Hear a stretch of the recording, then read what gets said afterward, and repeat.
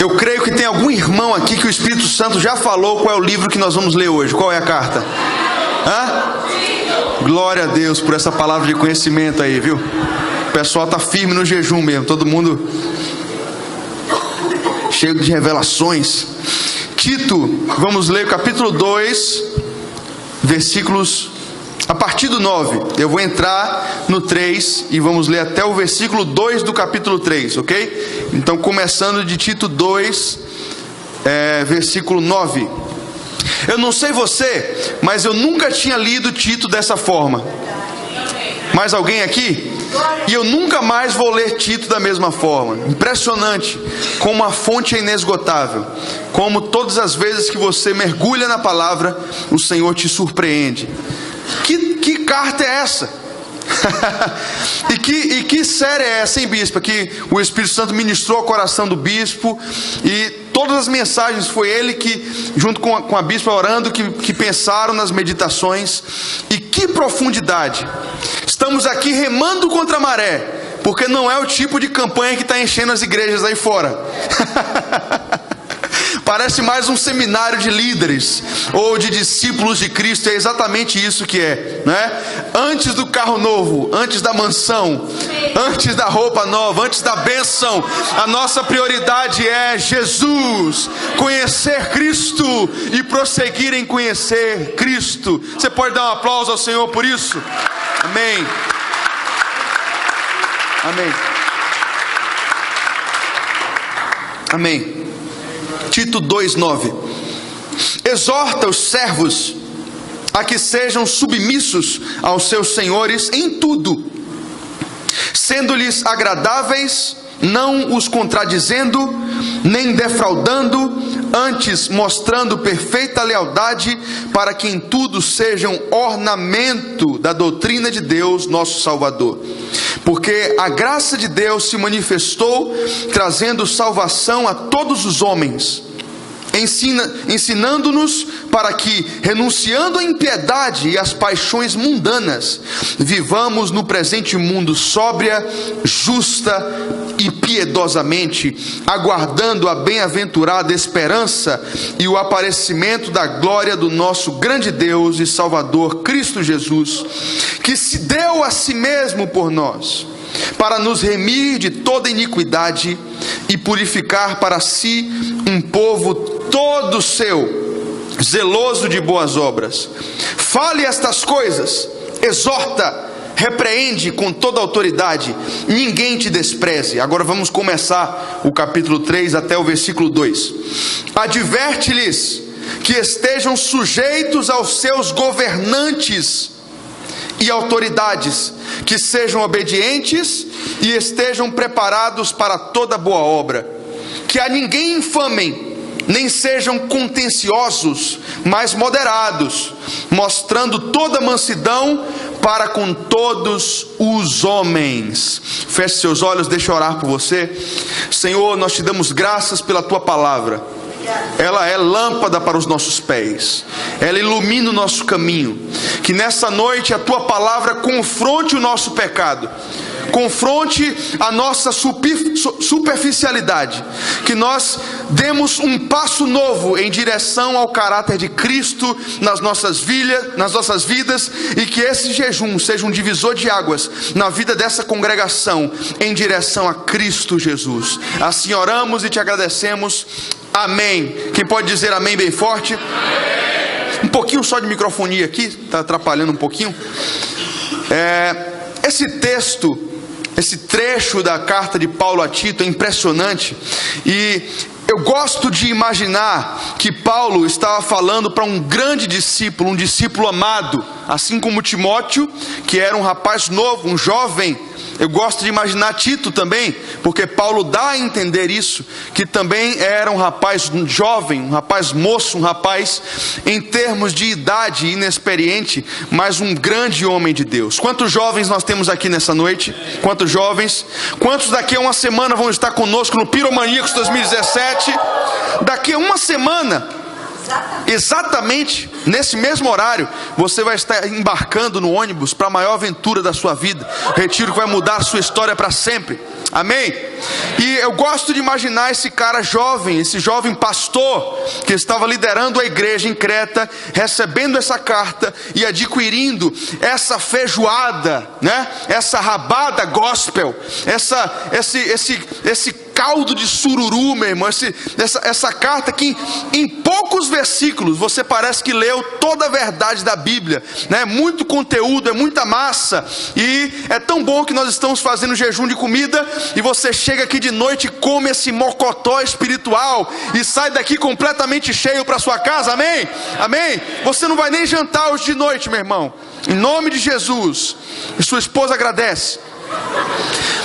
E Paulo está falando assim, Tito, em toda a carta, Paulo está falando, Tito, você está em Creta, mas você não é de Creta. Vocês estão em Salvador, mas vocês não são de Salvador.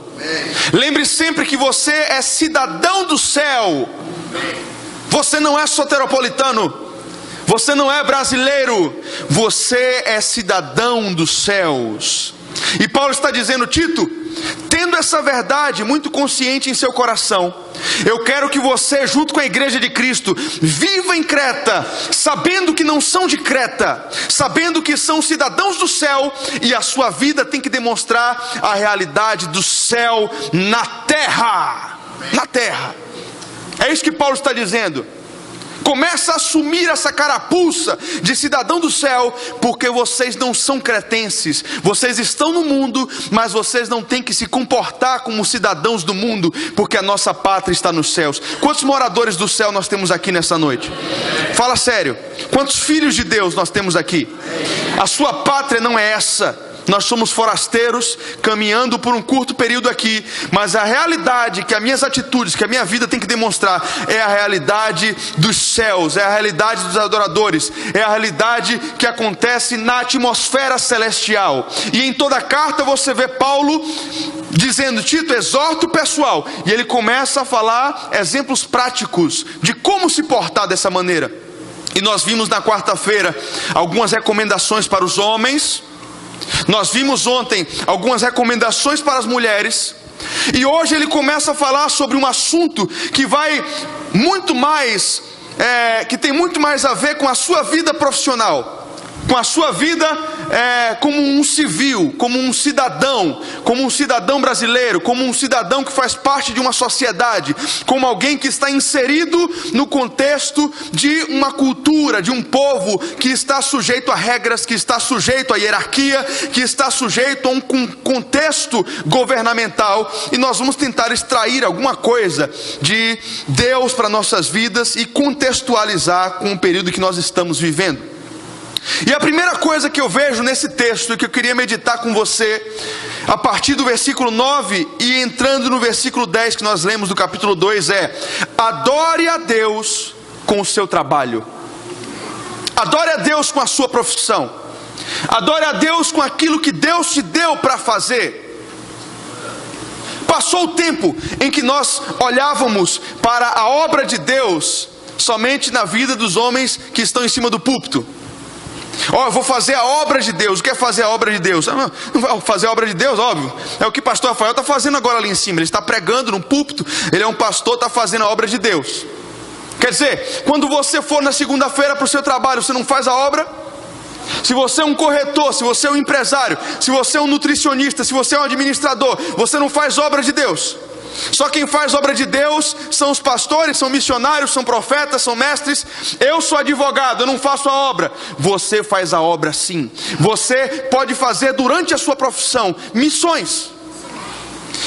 A sua profissão, a sua área de trabalho é um campo missionário, e Deus conta com você para fazer a diferença onde Ele te plantou. Quantos podem dizer amém? Amém. E Paulo está dizendo isso a Tito: meu filho, começa a dizer para esse pessoal que trabalha aí, para se comportarem de determinada forma com relação aos seus patrões, aos seus senhores.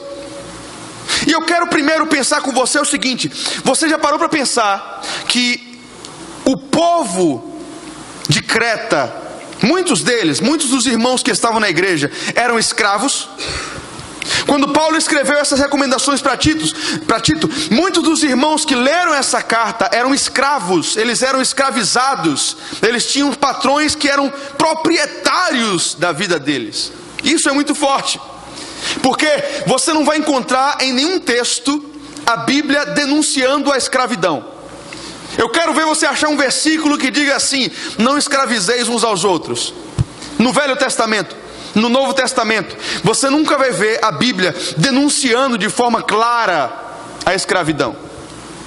A Bíblia não está ensinando: olha, se você é escravo, se você tem um patrão que te considera uma propriedade, comece a exigir seus direitos. Está na hora de começar o sindicato dos escravos aí em Creta, e vão para a rua, vão exigir os seus direitos, vão cobrar direitos humanos, comecem a fazer alguma coisa, porque isso aí é errado. Não. Você não vai ver a palavra de Deus através das cartas de Paulo dizendo: ó, mandem que os senhores libertem seus escravos e iniciem a democracia. Votem no PT, votem no PMDB, comecem a estabelecer uma república. Não é isso que a palavra de Deus está dizendo. A palavra de Deus está dizendo: manda os escravos para que eles sejam submissos aos seus patrões. Manda que os escravos se sujeitem aos seus senhores. Isso é muito forte, porque imagine se essa palavra é forte para você hoje. A palavra de Deus está dizendo: obedeça ao seu patrão, quanto mais para um escravo que tem que se sujeitar em todos os sentidos a um senhor. Onde dorme, quando come, o que faz, carga horária, carteira assinada, CLT, 13º, proporcional, nada. E a palavra de Deus está dizendo: mesmo assim, se submeta aos seus senhores, se sujeitem aos seus patrões. Então, vamos tentar trazer isso para o nosso cotidiano, porque graças a Deus nós não temos mais escravidão no Brasil. Mas eu creio que essa palavra de alguma forma vai atingir a sua vida hoje, porque quando a palavra de Deus começou a invadir o Império Romano, mesmo que a palavra de Deus não condene de forma clara a escravidão, muitos daqueles senhores começaram a se converter, e a escravidão em Roma foi abolida. E depois de um tempo, com a conversão de muitos irmãos, alguns senhores começaram a libertar os seus escravos, e Roma não tinha mais escravos depois de um tempo. Sabe de uma coisa? Não é a política que vai mudar o Brasil, não são as leis desse país que vão mudar o Brasil, não é a ONU, não são os direitos humanos. Sabe o que é que vai mudar a história dessa nação? A igreja brasileira. É o Espírito Santo através da sua vida que vai mudar a história dessa nação. É a oração do povo de Deus, é o jejum do povo de Deus, é o avivamento da igreja, é a conversão dos corações dos brasileiros ao Senhor. O que vai mudar a história dessa nação é o discipulado da igreja na vida daqueles que se converteram. Quem quer fazer parte disso aqui nessa noite? Então vamos ver algumas recomendações do Senhor para as pessoas que trabalham. Em primeiro lugar, como eu já disse, Paulo está dizendo para Tito: obedeçam aos seus patrões, obedeçam aos seus senhores, sejam submissos àqueles que são superiores a você no seu trabalho. É lógico que a Bíblia aqui, em nosso contexto, não está dizendo que é uma submissão total. Por exemplo, vamos supor que você trabalha no escritório de advocacia, e o seu patrão, ou alguma coisa assim, ele manda que você coma determinada coisa. Pô, isso não tem nada a ver. A palavra está dizendo que eu devo me submeter a uma submissão funcional. Está me entendendo? É uma submissão que diz respeito ao meu trabalho. Se eu sou funcionário daquela empresa e eu tenho um patrão naquela empresa, a empresa, para funcionar, precisa que eu me sujeite hierarquicamente, funcionalmente, às ordens daquele patrão. E eu, como cristão, eu como homem de Deus, vou me submeter a ele para que a empresa trabalhe e funcione da melhor forma, e assim eu vou estar agradando o coração de Deus. Quem entende dessa forma? Paulo está dizendo: fale com os escravos na época, e no nosso caso os funcionários, aqueles que têm patrões, aqueles que têm senhores, aqueles que têm líderes em qualquer nível, que estejam submissos a eles. Isso é difícil, é ou não é? Isso é difícil. Eu sei que o seu patrão é o melhor patrão do universo, mas você sabia que existem pessoas que têm patrões muito ruins? Eu sei que o seu patrão nunca faz nada de errado, mas você sabia que tem patrões que são... Não sei nem como falar, viu, irmãos? Glória a Deus pela vida deles. Seja como for o seu patrão, a Bíblia está te dando uma certa cajadada aqui. Seja submisso ao seu patrão, dê o seu melhor, esteja sujeito a ele, obedeça a ele. E essa palavra leva ao segundo tópico, porque Paulo diz assim para Tito: orienta eles também que sejam agradáveis aos senhores, sendo-lhes agradáveis. O que quer dizer isso? Como é que eu posso ser agradável para o meu patrão?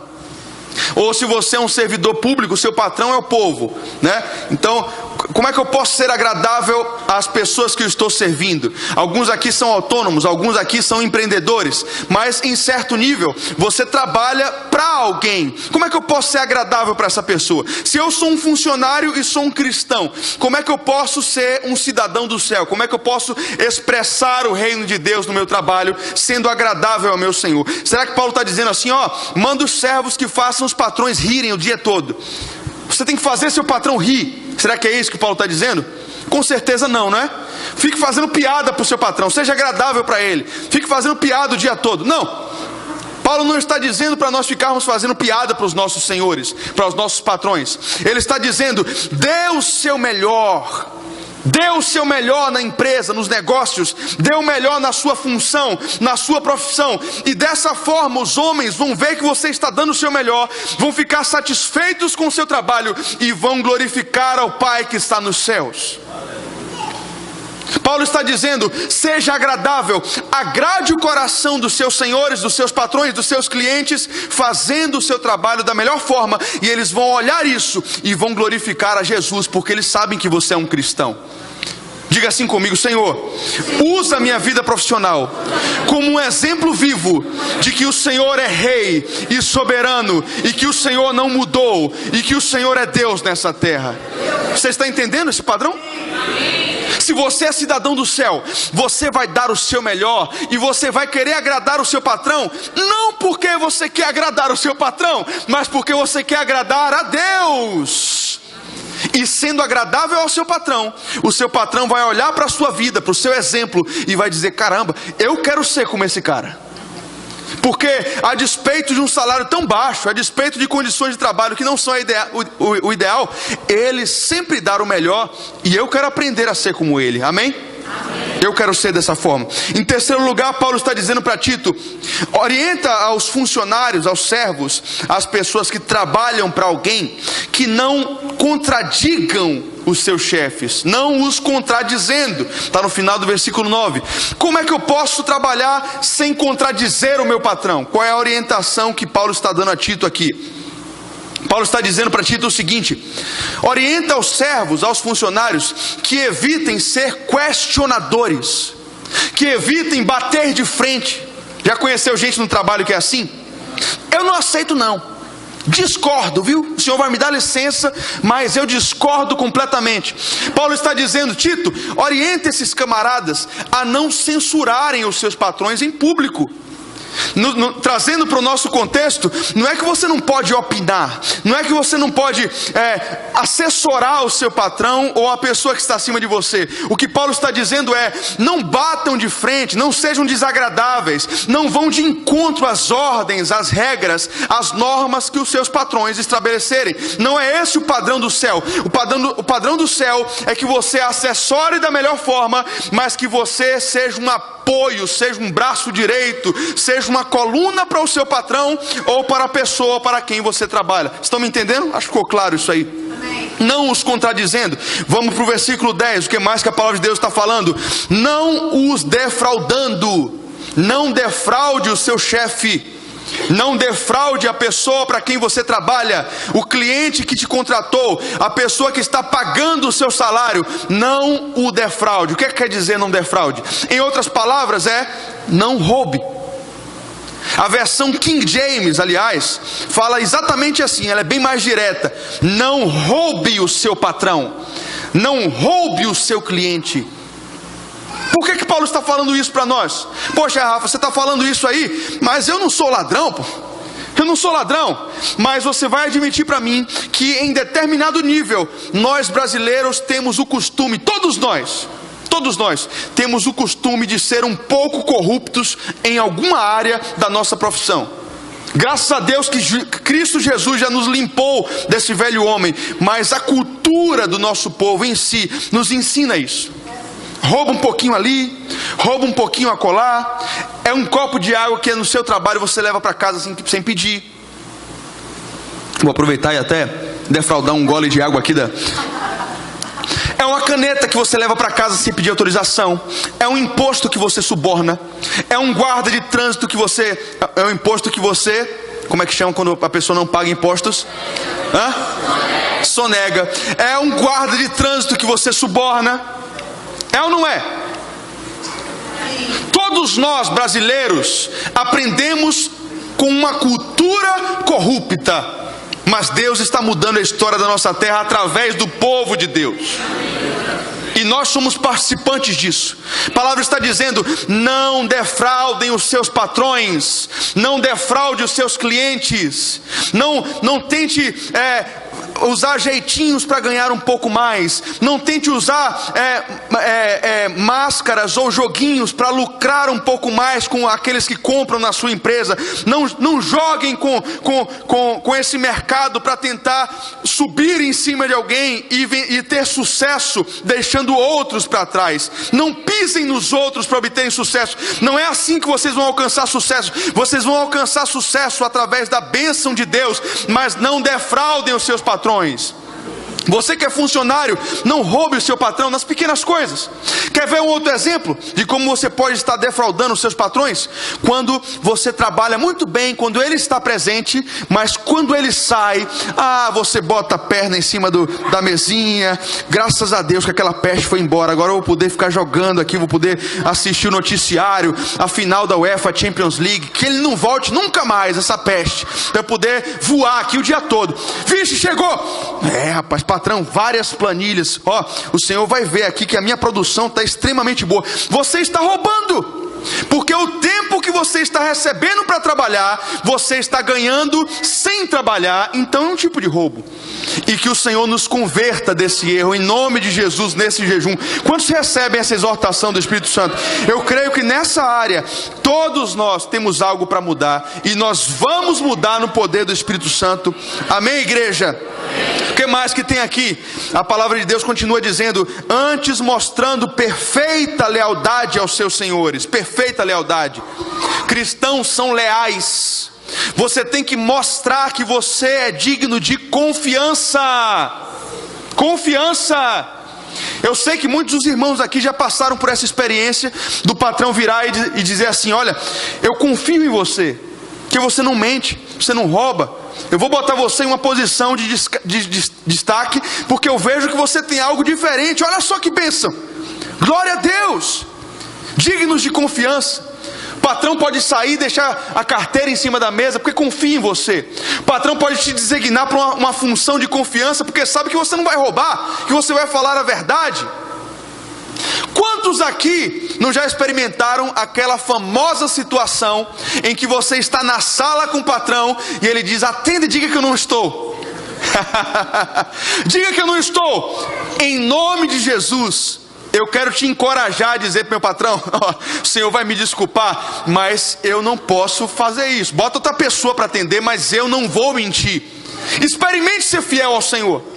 Experimente bater de frente com o pecado, e você vai ver que talvez você até ganhe uma demissão com relação a isso. Mas eu creio que muitos dos casos aqui você vai passar a ser uma pessoa digna de confiança. Digna de confiança, porque ele vai ver que existem pessoas que ainda são fiéis à palavra de Deus, e a palavra do Senhor vai estar sendo honrada naquele momento através da sua vida. O que mais que diz a palavra de Deus? Versículo 10. A palavra de Deus acaba dizendo assim, olha só que interessante isso aqui: para que em tudo sejam ornamento da doutrina de Deus, nosso Salvador. Essa palavra aqui, ornamento, do grego, ela é a palavra cosmel, que é a mesma raiz para a palavra cosmético. Ou seja, o que ele está dizendo é: façam isso tudo para que vocês sejam a beleza da doutrina de Deus, para que vocês chamem a atenção, porque vocês têm algo diferente, vocês têm algo bonito, para que as pessoas olhem e digam: eu quero viver o que essa pessoa está vivendo. A palavra está dizendo: sejam fiéis, sejam leais, não defraudem, sejam leais aos seus senhores, se sujeitem a eles, para que vocês se tornem o embelezamento da doutrina de Deus, para que vocês façam com que a doutrina de Deus seja atrativa para os homens, seja algo que eles olhem e digam: poxa, que coisa bonita, que coisa linda, e dessa forma sejam atraídos a servir ao Senhor também. Amém? Quantos querem receber isso aqui? Então, o primeiro ponto dessa ministração é: adore ao Senhor através do seu trabalho. Vamos prosseguir para o ponto 2, porque em segundo lugar eu quero meditar com vocês sobre o seguinte aspecto: cresça em graça.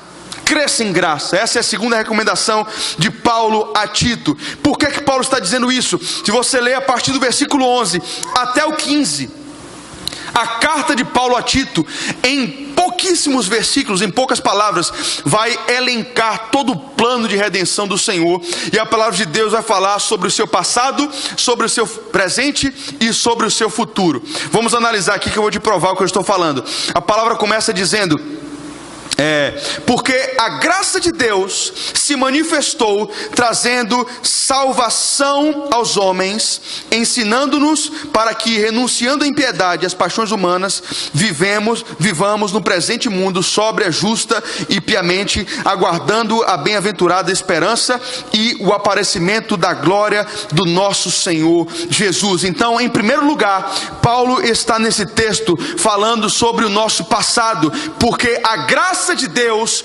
trouxe justificação a todos os homens em primeiro lugar, e isso fala sobre o seu passado. Quando ele diz para nos remir de toda iniquidade, ele está falando da graça do Senhor que se manifestou para nós.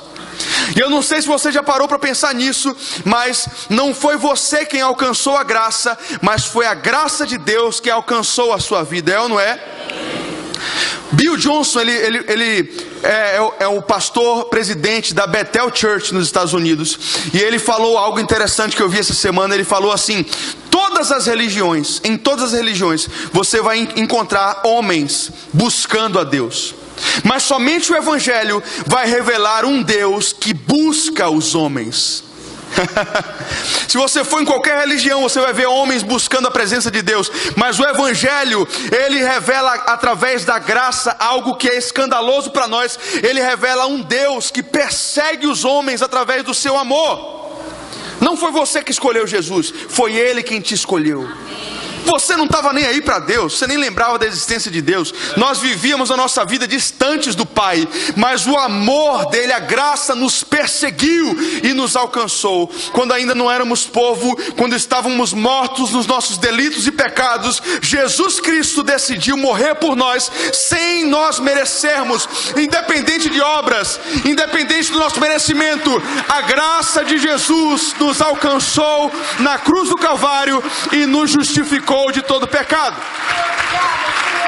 Esse é o primeiro aspecto, porque quando a palavra de Deus está dizendo para que nós cresçamos em graça, é porque a graça do Senhor é algo extraordinário. Porque em primeiro lugar, quando olhamos para o nosso passado, nós conseguimos enxergar que a graça de Jesus nos justificou da nossa imundícia. Quem aqui quando estava no mundo fez muita besteira? Fui só eu aqui? Quem levantar mais alto que fez mais besteira ainda? Misericórdia. Teve irmão santo aí que só deu uma levantadinha assim. Todos nós fizemos muita besteira, mas a graça do nosso Senhor Jesus Cristo nos alcançou e nos limpou de todo pecado. Isso não é algo que você possa fazer alguma coisa para merecer, é gratuito. Está à sua disposição. A justificação dos seus pecados está à sua disposição. E eu digo mais: Deus nessa noite quer limpar o seu passado. Quando as pessoas chegam na igreja, elas chegam aqui trazendo um passado sombrio. Eu tenho certeza que se você me contasse seu testemunho, ia ter muita coisa podre para contar. Mas Deus limpa o nosso passado. Ele joga o nosso passado, o nosso pecado, a nossa iniquidade no mar do esquecimento. E a palavra de Deus diz que você é nova criatura em Cristo Jesus. Nova criatura. Então, em primeiro lugar, Paulo está falando para Tito que a graça de Deus remove o nosso passado. Mas não para por aí. Porque a graça de Cristo foi tão grande que ela não parou só na salvação, mas ela interfere no seu presente, quando a palavra de Deus diz: vivamos no presente mundo de forma sóbria, justa e piedosa. A palavra está dizendo, não parou na salvação, Deus agora quer te santificar. Em primeiro lugar, justificação dos pecados, e isso diz respeito ao que você fez no passado. E agora Paulo está dizendo: Tito, a graça de Deus é tão potente que ela não parou por aí. Para Deus não bastou só te salvar, mas agora Ele quer também santificar a sua vida. O que a palavra de Deus está revelando é o seguinte: Deus te ama tanto que Ele te aceita da forma como você está, mas Ele também te ama tanto que Ele não pode te deixar da forma como você está. Está me entendendo? Você pode vir como você está.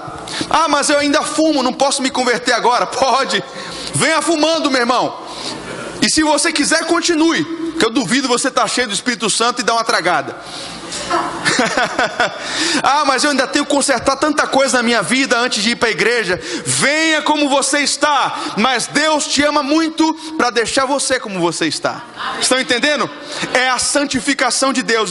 E Paulo está dizendo, é um Deus, é uma graça que não só te salva, mas não para por aí. Ele quer te santificar. E Ele quer fazer de você um filho amado, que a cada dia renuncie às paixões da carne para viver em novidade de vida. Mas não para por aí também. Se Jesus, através da sua graça, justificou o nosso pecado, e o nosso passado foi limpo, e depois Ele quer santificar o nosso presente, ainda tem um terceiro nível, porque a palavra de Deus está dizendo que aguardando a bem-aventurada esperança e o aparecimento da glória do Senhor Jesus. Então a palavra de Deus está dizendo, Ele justificou os seus pecados, Ele está santificando a sua vida, e Ele não parou por aí. Ele te deu uma esperança daquilo que ainda está por vir, que é a volta do nosso Senhor Jesus Cristo. E não só a volta do nosso Senhor Jesus Cristo, mas a glorificação do nosso corpo. Ó, não sei você, mas nesse jejum eu percebi como a minha carne é podre. Quando você se aproxima de Deus, da presença dEle, você percebe quantos pecados você tem. É ou não é? É ou não é, gente? E a palavra de Deus nos garante que quando Jesus Cristo voltar nas nuvens, nós seremos glorificados com Ele, e receberemos um corpo, não mais esse corpo carnal, mas um corpo incorruptível, um corpo renovado, um corpo longe do pecado, longe da semente de Adão. Eu não sei você, mas eu não aguento mais viver nessa carne. A minha carne me inclina para o mal. Eu tento viver na presença de Deus, mas parece que o velho homem, ele tem uma inclinação, parece não, é verdade, ele tem uma inclinação para aquilo que é mal. Ele se inclina para a mentira, ele se inclina para a religiosidade, ele se inclina para os vícios, ele se inclina para a lascívia. Todos nós somos assim, mas a palavra de Deus está nos dando uma esperança. Aguardem, resistam firmes, porque o nosso Senhor está voltando, e quando Ele voltar, esse corpo corrupto vai ser desfeito, e vocês vão ser glorificados com Cristo Jesus, e a semente de Adão não mais terá efeito nenhum na sua vida. Essa verdade é tremenda, porque enquanto vivermos nessa carne, nós podemos nos encher do Espírito como for, mas sempre haverá uma guerra entre nós, entre o Espírito e a carne, e esses vão se opor um ao outro, para que você não faça o que você quer. Mas quando Jesus se revelar e se manifestar, você será glorificado, e essa semente de Adão, essa semente da morte, finalmente será derrotada pelo nosso Senhor Jesus Cristo. Quantos aguardam esse dia aqui? Quantos aguardam ansiosamente a volta de Cristo? O que Paulo está dizendo para Tito aqui não é uma esperança que é casual. De vez em quando lembrem que Jesus está voltando.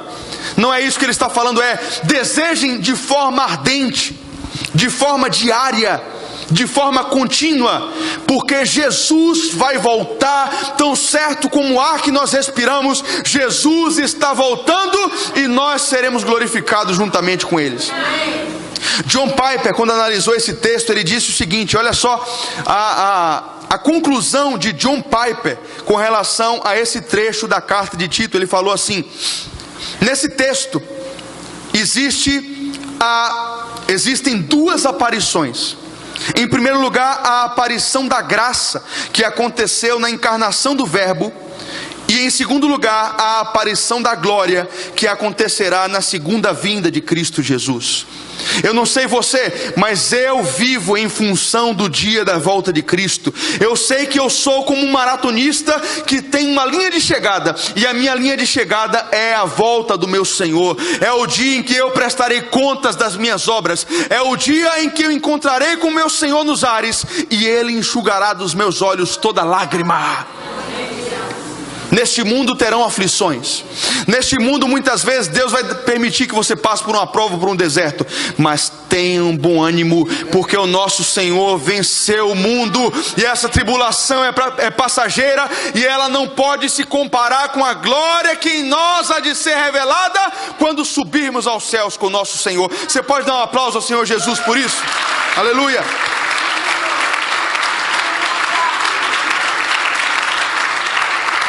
E em terceiro e último lugar, o início do capítulo 3 está dizendo para a igreja: respeitem os seus governantes. Respeitem os seus governantes. Vamos ver o que a palavra de Deus diz. E por último aqui, para terminar essa meditação, tentar destrinchar esses dois últimos versículos. Em primeiro lugar, o que a palavra de Deus diz é: adverte-lhes para que sejam submissos aos governadores e autoridades. Ou coisa difícil de se cumprir. Eu vou ler em uma versão que não é a versão Almeida ou a versão King James, mas é a versão do Rafael Neri. Mas eu vou ler para você aqui, ó. Adverte-lhes para que sejam sujeitos ao presidente da República. Adverte-lhes para que sejam sujeitos ao prefeito Assemineto. Adverte-lhes para que sejam sujeitos ao deputado Tiririca. Ficou melhor para você entender? Ficou melhor para você entender? Sim. O que a palavra de Deus está querendo nos dizer a respeito de submissão? Porque a submissão é um termo que não apareceu no Velho Testamento, mas é um conceito que foi trazido somente no Novo Testamento. E a palavra de Deus fala, por exemplo, de submissão da mulher ao marido, e agora está falando de submissão dos cristãos aos governadores e autoridades. Para você ter uma ideia, o Império Romano nessa época estava sendo governado pelo César chamado Nero. Quem já ouviu falar de Nero? Um dos Césares do Império Romano. E Nero foi um dos Césares mais agressivos e mais sem pudor e sem pena, mais carrasco, inclusive da igreja. Foi Nero que bateu todos os recordes de colocar cristãos nos coliseus para serem comidos por leões, de incendiar casas de cristãos, de fazer todo tipo de atrocidade com os nossos irmãos naquela época. E Paulo escreve para os cretenses que estavam debaixo do domínio de Nero, e Paulo está falando: Tito, fala para a igreja ser submissa a Nero. Que pancada é essa, meus irmãos? Que pancada na nossa carne, no nosso conceito de democracia ou de direitos eleitorais. Que pancada, porque a palavra de Deus está dizendo: manda que a igreja em Creta se submeta a Nero. É para ir ser comido por leões? Eu vou. É para pagar 90% de imposto? Eu pago. Eu vou orar e meu Deus vai mudar essa situação se Ele quiser, mas eu me submeto.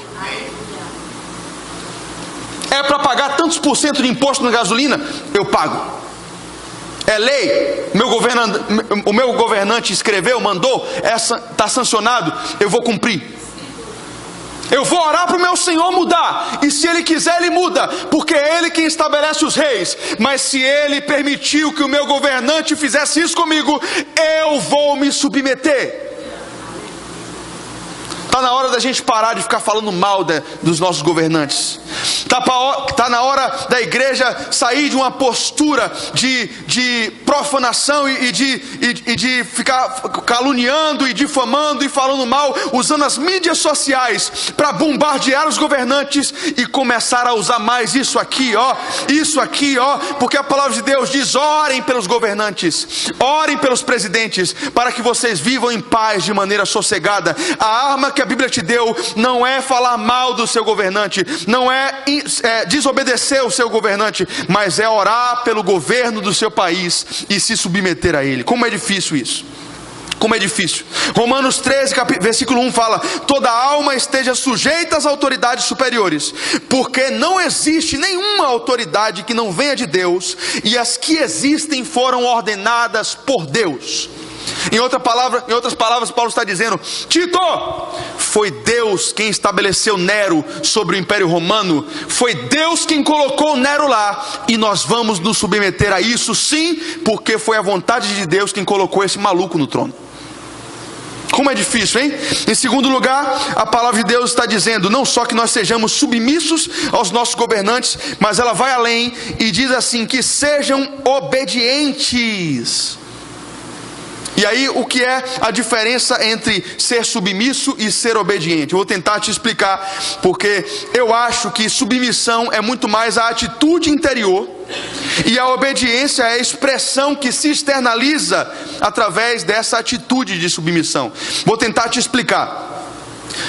Não sei se você lembra, mas na Bíblia existe uma passagem em que Daniel e mais 3 amigos foram confrontados por Nabucodonosor para que se ajoelhassem e adorassem uma estátua de ouro. Quem lembra dessa passagem aqui? Daniel e os amigos estavam submissos ao rei Nabucodonosor. Eles eram submissos ao rei. Mas naquele momento eles não obedeceram a ele, porque importava mais obedecer à lei do Senhor do que aos homens. Estão entendendo? E o que aconteceu? Eles não obedeceram, mas se submeteram à punição. Entendeu? Então, apesar deles serem submissos, naquele momento foi mais importante obedecer a Deus do que obedecer ao rei Nabucodonosor. O próprio Paulo e os apóstolos, em um determinado trecho de Atos, na verdade foi o apóstolo Pedro, ele fala assim: importa mais obedecer a Deus do que aos homens. Então, você tem que estar sujeito às autoridades, mas a obediência, ela se limita a o que vai de encontro com a vontade de Deus. Então vamos supor que o prefeito dessa cidade estabelecesse um decreto em que todas as igrejas tivessem que colocar 300 quilos de álcool em gel na entrada para as pessoas lavarem as mãos. Beleza, vamos nos submeter e vamos obedecer. Vamos colocar 300 quilos de álcool em gel na entrada da igreja. Mas vamos supor que o prefeito Assemineto colocasse um decreto que todas as igrejas tivessem que botar a estátua de um orixá na frente da igreja. Nós, apesar de estarmos sujeitos à autoridade deles e submissos ao prefeito Assemineto, nós iríamos desobedecê-lo naquele momento, porque nós iríamos entender que valia mais a pena obedecer ao Senhor e a sua palavra do que a palavra dos homens. Estão me entendendo? Acho que ficou claro. Vamos prosseguir, porque eu já estou quase acabando. E depois disso, Paulo está dizendo para Tito que estejam preparados para fazer o bem. Os cristãos que vivem nesse mundo têm que estar preparados quando tem oportunidades de expressar o reino de Deus nas pequenas coisas. Deus vai te dar oportunidades de expressar a glória de Cristo no seu dia a dia, e cabe a você estar atento e aproveitar essas oportunidades para falar da palavra, para expressar o amor de Jesus através do seu estilo de vida. Depois Paulo continua e fala que a ninguém infamem. O que é infamar? Infamar é a mesma coisa que maldizer, que difamar, que caluniar, que fofocar, que acusar, botar, sei lá, o nome na boca do sapo, destroçar a imagem do cara, a fama do cara, jogar praga, sei lá. O que você imaginar de falar mal significa infamar a pessoa. Infamar é aquele irmão em Cristo que dá um deslize e você chega a ver uma gotinha de veneno descendo aqui do canto da boca. Já conheceu algum cristão que deu uma vacilada assim? Você foi ouvir aquele irmão conversar e, poxa, só falava mal dos outros, só falava mal de alguém. É a famosa língua de serpente, que alguns irmãos precisam ser tratados, o Espírito Santo precisa vir com a tesoura e... Quem recebe essa unção de tesoura aí para vencer nessa área aí? Parar de falar mal dos irmãos, parar de falar mal dos governantes, parar de falar mal das autoridades. Eu quero. Olha para o seu irmão e faz assim, ó, cuidado, viu, irmão? Cuidado com a língua de serpente. Cuidado com a língua de víbora. Em nome de Jesus. Em penúltimo lugar, Paulo está dizendo que sejam pacíficos, que não sejam contenciosos, ou seja, não sejam briguentos, não sejam iracundos. Já viu crente brigando por partido político? Já viu crente brigando por time de futebol? Já viu crente que usa o Facebook para defender time? Meu time é o melhor e todo mundo que se quebre. Meu Deus do céu, esse irmão não entendeu nada ainda. Cristão não pode ser brigão, não pode ser peitudo, não pode ser iracundo. Cristão tem que ser manso, tem que ser humilde, tem que ser atencioso, doce. Jesus era jeitoso. Jesus não faria o que nós estamos fazendo. Nós temos que nos converter ao Senhor, mostrando toda a mansidão para com todos os homens. E em último lugar, mostre que você é humilde, porque os cidadãos dos céus são mansos, são humildes, são dóceis, são tratáveis. Nós temos que ser tratáveis, amados. Nós temos que saber receber críticas. Quando o irmão chegar para você e disser algo que você está errando, não é para o seu mal, é para o seu bem. Então receba aquilo e melhore, vamos ser tratáveis, vamos ser humildes, né? Chega de soberba, chega de prepotência no meio da igreja. Ninguém aqui é melhor do que ninguém. Todos nós estamos no processo. Que coisa feia quando o irmão em Cristo não é tratável e você quer chegar para o irmão e falar: irmão, olha, eu acho que você devia melhorar nisso. Ele se escama, sai da igreja, sai da célula, não fale mais comigo não. Que coisa feia. Que coisa feia. Sai do grupo do WhatsApp, a bispa.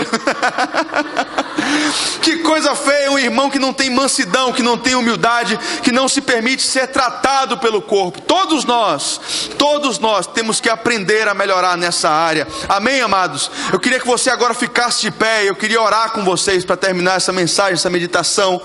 Eu queria que nós orássemos para que o Senhor nos desse força para praticar isso aí, praticar essa palavra. Que essa palavra não seja somente teoria, mas se torne prática em nossas vidas. Amém?